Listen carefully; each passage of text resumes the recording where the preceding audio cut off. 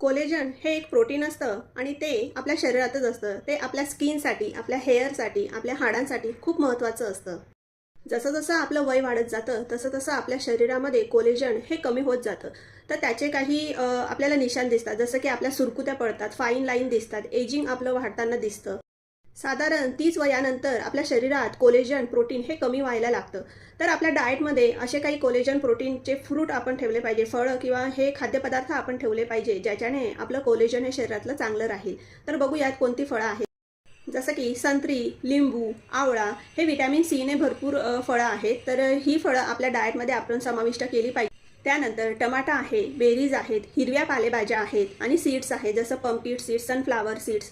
तर याच्याने सुद्धा आपल्या शरीरातलं कोलेजन प्रोटीन हे वाढू शकतं. ओमेगा 3 फॅटी ॲसिड जसं की सॅल्मन फिश आहे, अक्रोड आहे, अलसी आहे, हे सगळं आहे. तर हे जर खाल्लं तर याच्याने देखील आपल्या शरीरामधलं कोलेजन प्रोटीन